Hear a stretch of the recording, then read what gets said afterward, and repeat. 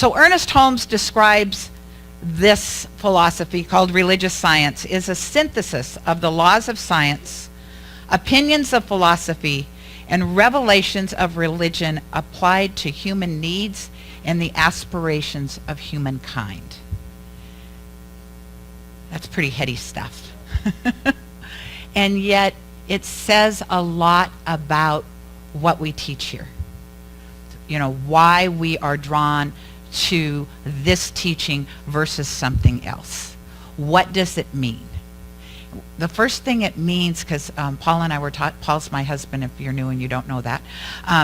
We're talking about it on the way here in the car, about ownership, taking ownership for your life. That is probably the most foundational thing that we teach here, that you are God-informed and your life is your responsibility. And that sometimes is not an easy pill to swallow. It's a great pill to swallow when your life is running on all 4 cylinders and everything is great and it's like, yes, I'm responsible for this, I'm magnificent. And then you hit that road bump and you sink down into a depression, or you know, your boyfriend breaks up with you, or your girlfriend leaves you, or your dog dies. And then it's like, no, I wasn't responsible for this. That was somebody out there. And yet the truth is, if God is working in your life in one aspect, God is working in your life in both aspects. And that's scary, because then you have to sit down and ask yourself, and it's not like, you know, somebody said, well, what about disease? You know, nobody sits down and says, excuse me, I want a disease. Of course not. Of course not. And yet, when we look at some of the diseases that people get, it can be traced back to lifestyles. You know, too much sugar, too much wheat, too much stress in their life. A lot of disease happens from too much stress. How many of you have too much stress in your life? Yeah. Go ahead, raise your hand, Bernie, because if you don't, Courtney's going to raise hers for you. Yeah. And so it's to recognize that's what we mean about taking responsibility. If you have a lot of stress in your life, then the first thing you need to do is find out, how do I do self-care? Because the stress isn't going to leave right now. Bernie is not going to quit his job. He's not going to drop out of ministerial school. He's not going to quit volunteering his time here with this community. He's not going to quit loving his wife.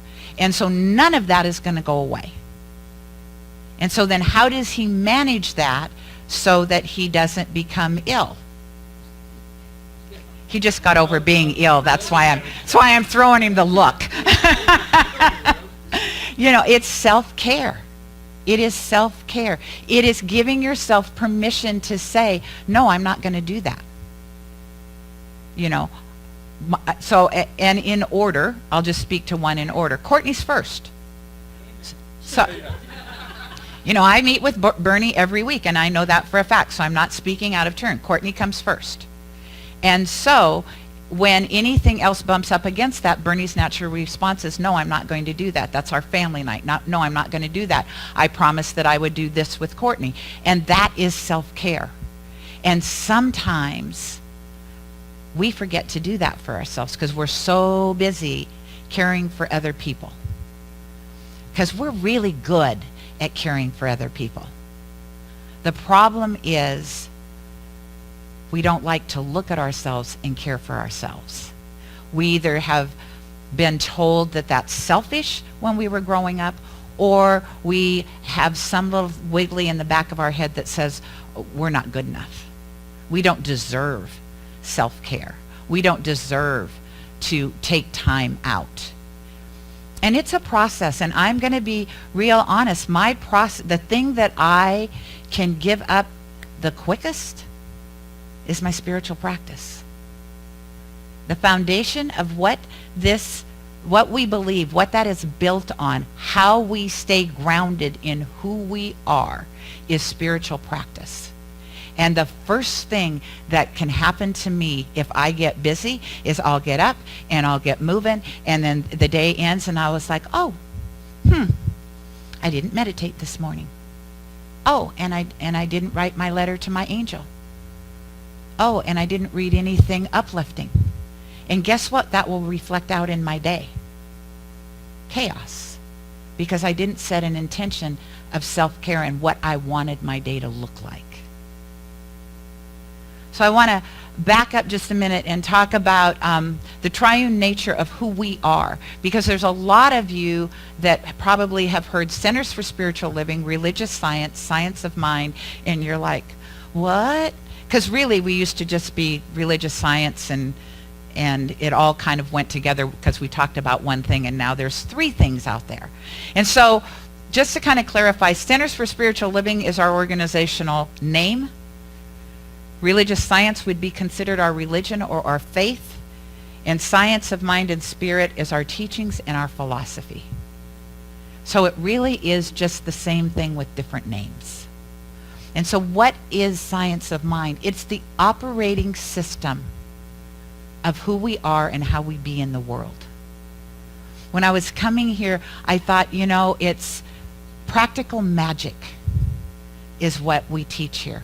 Practical magic, day-to-day ways to live your life so that when you hit a road bump, when you want to climb into that deep hole and just kind of get your blanket, hang the pictures on the wall and go, yeah, life sucks right now. That the first thing that you would automatically think to do is, I could call a practitioner, I could call Reverend Gayle, I could call Reverend Heather, I could call Reverend Sherry. And at least come a little bit up. Because here's the thing. When you're here and you think you're going to get here just like that, not that it can't happen, because we all believe how powerful our word is. However, normally when from here to here happens, you've just done a big old spiritual bypass. Do you know what those are? It means my life sucks, and how you doing? Oh, I'm fine. I'm fine. Life is good. Because I'm just not going to look at this mess back here, because I don't want to deal with it. And what happens with it when you resist something? It keeps pushing at you. And eventually you will get the spiritual 2x4 that will say, okay, come on, wake up. And so if this is practical magic, if these are tools that we can use every day, then the question is, why don't I? Why don't I take the time? And by the way, I've made the commitment that I'm actually doing that on a regular basis now. And you know what? I feel better about myself. And that's what it's about. It's not about any of you, although I think I'm probably a better person out in the world. I feel better about myself when I take time to meditate in the morning. And then I found journaling has never been anything that I have even been closely called to do. And yet I read 2 books, and both books suggest, one suggested writing a letter to God, and the other one suggested writing a letter to your prosperity angel. And I call her my opulence angel, because that's my word for 2018. And I just write her because I want her to be a her. She could be a he, or she could be an it, but I chose her. I write to her every single day.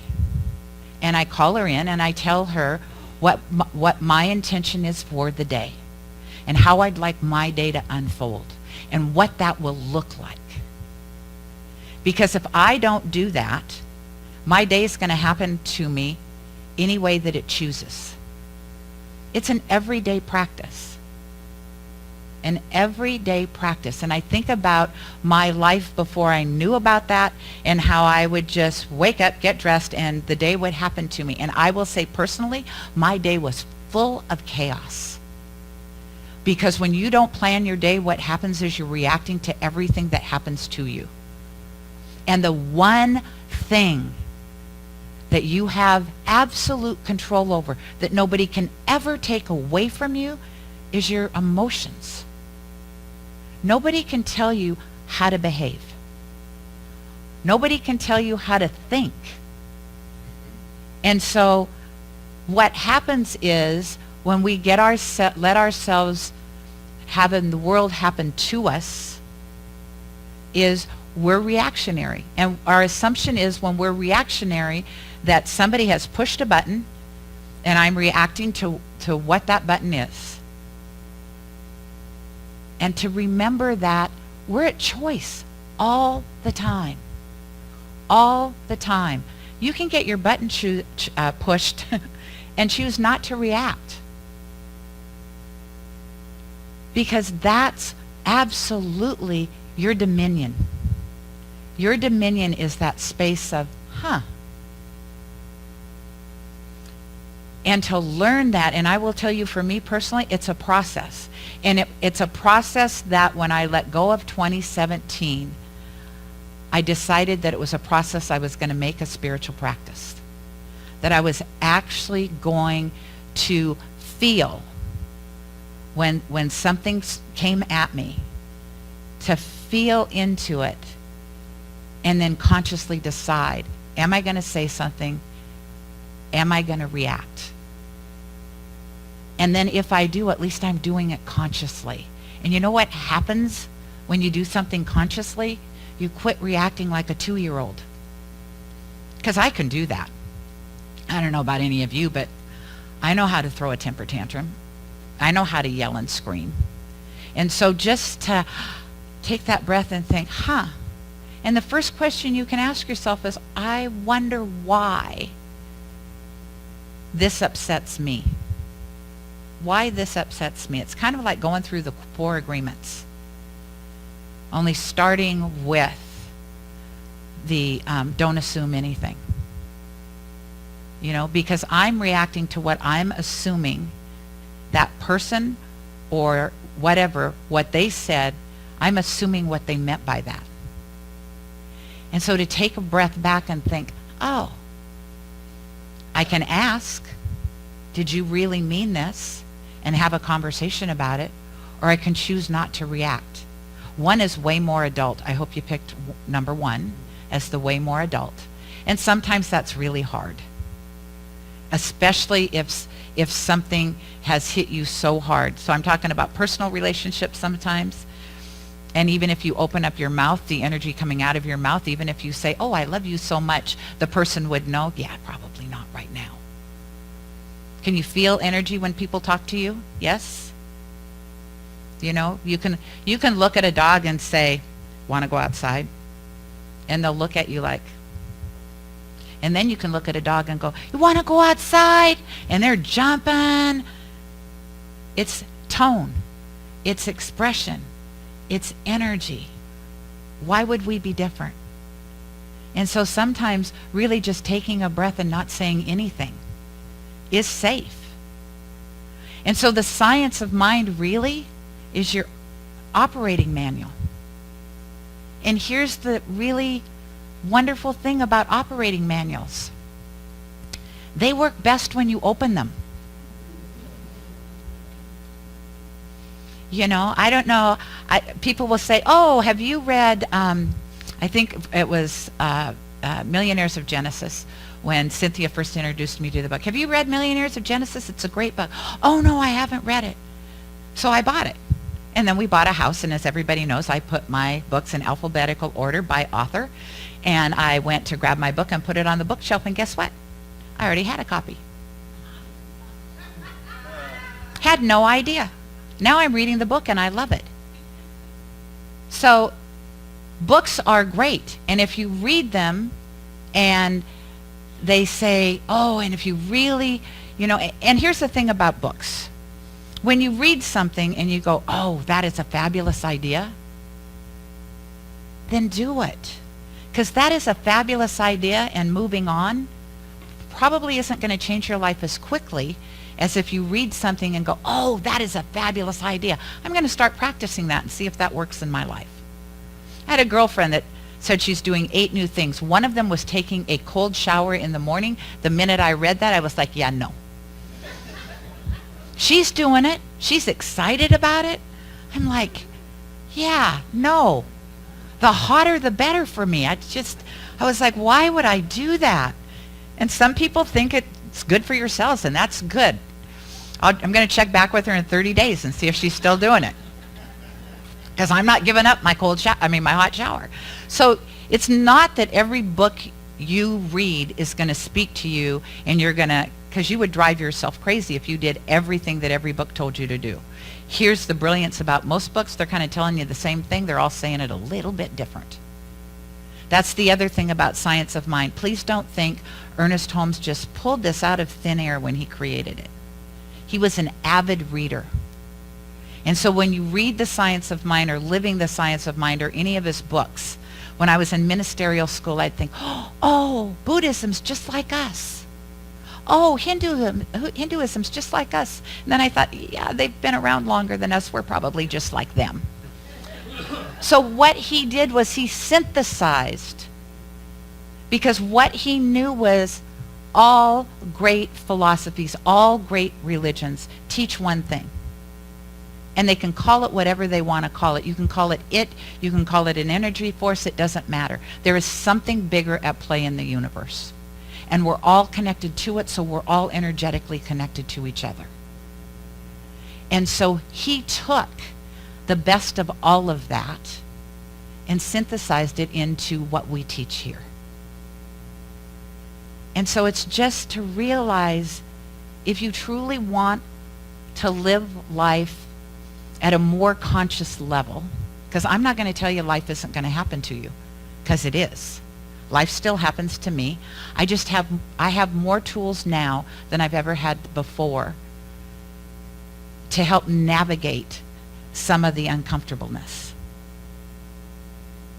And so as life happens to you, this philosophy gives you tools to say, okay, all right, I could do this differently. I could show up a little bit different. And coming here on Sunday is great, and I appreciate it. So don't get me wrong when I say getting engaged in community first and getting engaged in classes and workshops and whatever else we've got. We've got a full calendar. Getting engaged in those things help you build that basis of community. And when I met with Reverend Charles and said, what was Genesis about to you? He said it was about building community. And that was exactly why I started every day. And that's why I felt energetically this was such a fit before I'd even talked to him. It's about building community, and so it's about making those connections, so when something happens, when you get ill, when you have a parent that dies, when you have a partner that leaves you, you're not or when you lose your job, you're not doing it alone. You're doing it with a family that you've picked consciously and intentionally. A family that's going to hold you and love you and say, it's going to be okay, and we're going to walk this together. You don't have to do this by yourself. God, what a gift. I mean, I'm going to be honest. Now, I better not say that out loud just in case my family watches this video. But I like you guys. I'm not saying I don't like my family. I do. And it's because it's comfortable. And it's not like we don't push up on each other, because that's family too. We are going to make each other angry. We're going to hurt each other's feelings. Not all the time. You know why we do that? Because it's safe and we can spiritually grow with each other because of it. And that's kind of frightening sometimes. But that's why I think we come together. That's why we do home groups. That's why we do classes together. It's because we can heal all those old wounds so that Debbie Downer doesn't drive the bus anymore. Because really, spiritually, you want your higher self driving your bus. And sometimes all those other little emotions, they come up and they take over. And so it's really having the tools to be able to say, okay, this is how I'm feeling. I'm kind of in a Debbie Downer. Let her have her day. Let her have her moments. Maybe she's going to want more than a day. And if your name's Debbie, please don't take that personally. I got it from Saturday Night Live. I hope you all know that. Okay. You could name all of your emotions. And then the minute you start to recognize an emotion, selfish Sarah or Sally or whatever, you could name all your emotions, and then when they show up, you could call them by name. Right there, I promise you, you're going to go from here just a little bit up, because it's going to seem silly. Oh my God, I'm feeling like Debbie Downer today. And then you're going to think of Saturday Night Live. And then you're going to feel just a little bit better. And that's what life is all about. How do I shift out of here to a little bit better? That's what, Vanna, would you hold up the book? That's what Living the Science of Mind is all about. Here's something new, because I learn something new every day in this philosophy. This book was written by Ernest Holmes to help you discern what the Science of Mind textbook means. Because for those of you that don't know, if you can get a 1926 version of the Science of Mind textbook, it's rich and it's brilliant. And it's not actually the same book that we read now. Because Ernest, in his brilliance, turned it over to an editor that thought that they probably knew better about what, so kind of like rewriting the Bible, what we could accept, what we could believe. And so they took out things, they rewrote things, and Ernest just never pushed up against anybody. He was like, yeah, okay, that's good. I'll write this book to describe what you just did to my book. And so use your books if you have them. Read them. Practice. Practice, practice, practice. Find the time to, even if 5 minutes, everybody's got 5 minutes. Even don't do it at a stoplight. I was going to say in your car, don't do it at a stoplight. Pull off the side of the road. But everybody's got 5 minutes where you could just close your eyes and breathe and say, what am I supposed to be doing today? And then listen. 5 minutes. And then whatever you hear, write it down on a piece of paper. Now you've journaled. And then if you don't have time to pick up a book, Google online. What's something inspirational? An inspirational quote. They'll come up, plethora of them. Read that. Now you've done all 3 things, and I bet you've probably spent less than 10 minutes. And I promise you that will change your day. And eventually you'll start to expand that, because you'll think, oh, I'd like to feel like that a little bit longer and a little bit more intentional. So let's pray. So knowing right here and right now that there is one life, it's God's life, it's perfect, it's my life, it is your life, and we are living and breathing in that life, that energy, that source itself. We are finding, we are seeking that higher vibration that is the truth of who we are in this human form. Spiritual beings having a very, very human experience. And so I just claim right here and right now for each one of us that we take the time to honor who we are and why we're here.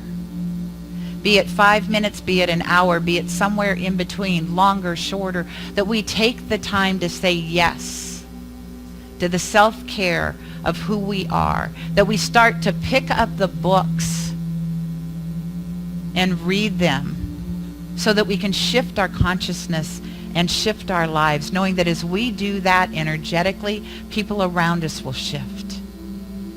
Because vibrationally, we are always holding a space.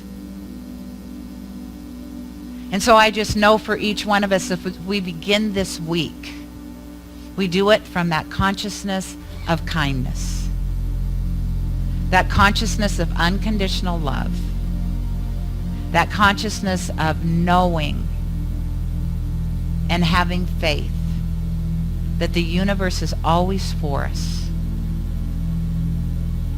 no matter what it looks like in this very moment. It is always for us. And so I just revel in that. I revel in the delight of knowing each one of us is always at choice to show up and be the best we can be, to focus on the good, and to practice how to shift the consciousness around anything that we are holding on to that is creating chaos in our life. And so I just say thank you, God, for this time, for this space, for this moment, knowing that each one of us is that channel of the divine, and we speak our word and it manifests into form. And so in speaking these words, I turn them over into the law, knowing that it is done, it is accepted. God, ascended master, angels, whatever you choose to call it, that energy field that is around us always says yes. And in that yes, we let go, we let God. And together we say, and so it is.